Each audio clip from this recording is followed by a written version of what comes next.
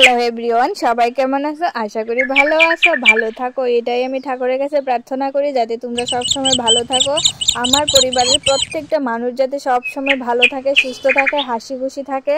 তো আজকের ব্লগটা আমি শুরু করতেছি সকালবেলা থেকে। দেখো কি সুন্দর একটা ফুল।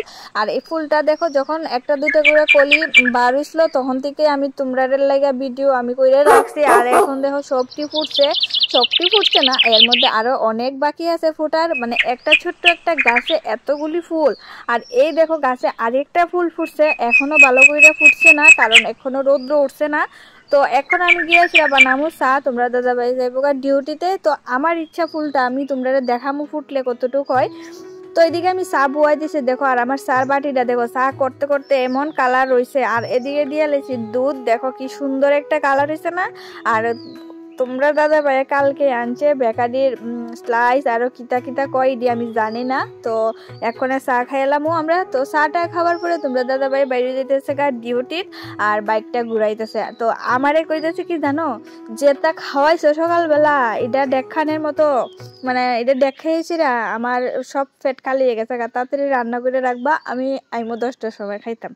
তো যাই হোক, আমি এর মধ্যে রান্না বান্নাও করে এলাম, 10টার আগে আমার রান্না শেষ হয়ে যাবো গা। আর তোমরা দাদা ভাই এখন বাইরে গেছে গা, আর হালকা হালকা নানি কুয়াশাও পড়ছে। তো দেখতেই আসো। আর দেখো তোমরা দাদা ভাই যাওয়ার পরে আমি আবার দেখো মানে রোদ ফুলটার কাছে আইছি। দেখো ফুলটা অনেকটা আগের থেকে বড় হইছে। দুপুরবেলা ফুলটা আরো বড় হইব, কারণ দুপুরবেলা তো ফুলটা থাকতো না, এটা তো পূজার দেওয়া হয়ে যাবো গা। আর এই দেখো পাশের বাড়ির আন্টির বাড়ির থেকে একটা আইছে ফুল গাছ, মানে এটা কি ফুল আমি নাম জানি না, বাট ফুলটা খুব সুন্দর, কালারটাও কিন্তু বেশ খুব সুন্দর। তো আমি এদিকে সবকিছু দেখা সেরা আমি ঘরে গিয়া কিছু কাপড় টাপড় ধুইছি, আর কাপড় ধুয়ে আয়া সেরা রৌদ্র দিতাম। আয়া দেখি দেখো বাড়ির মধ্যে ছাগল কে জানি বাড়ির মধ্যে আয়ে সেরা দে গেটটা খুললা। তো গেট খুললা দিলে এদিকে আয়া সেরা সব ফুল গাছ খাইয়ালা, মানে খাতো কা ফুল গাছ বাইঙ্গা টেঙ্গা নষ্ট করে রাখে না। আর এদিকে দেখো সোনুকে এদিকে খেলতেছে। তো এদিকে খেলতে খেলতে বলের দিছে, আর বল গিয়া অন্য আর একটা বাড়ির মধ্যে গিয়া পড়ছে। তো হ্যাঁ কইতেছে হ্যাঁ সঙ্গে খেলো নাই লেগে, তো আমি তো খেলতে পারতাম না, কারণ আমার সময় খুব কম। আমার এদিকে বসাইতে লাগবো রান্না, তোমরা দাদা ভাই আইবো খাওয়ানোর লেগা। তো আমি এদিকে গিয়া দেখো রান্না বসাই দিছি, ভাতও কইরা লাইছি। আর এদিকে দেখো আমি রাইস কুকারে বয়াইছি লাউ, মুগ ডাল দিয়ে বানামো, আর বানামো এদিকে মাছ তরকারি আর চিংড়ি।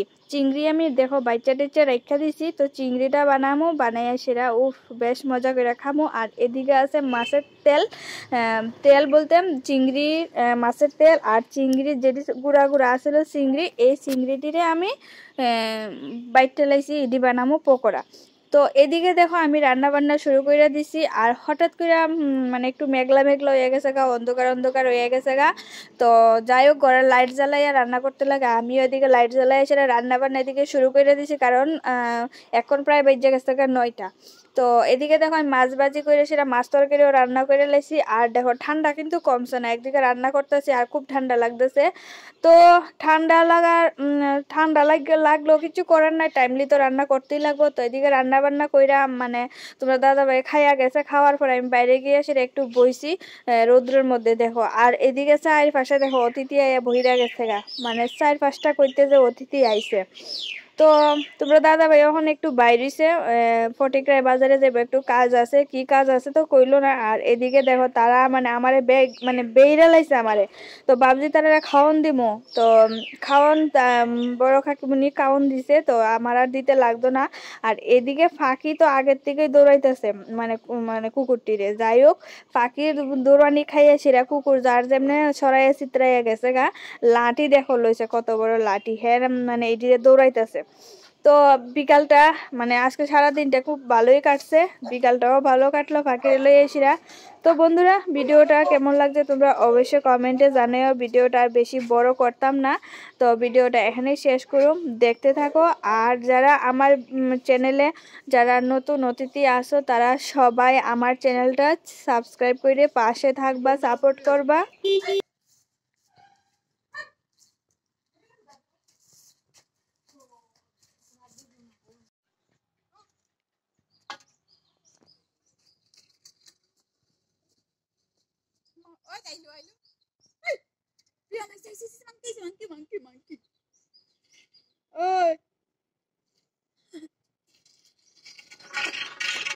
বাড়ির তো যেমনে খেলে ব্যথা পাওয়ার সম্ভাবনা বেশি থাকে এখানে বিছনাত কোনো বিছনা উঠে না তো তাহলে এই হেন যেমনে খেলে ব্যথা পাওয়ার খেলা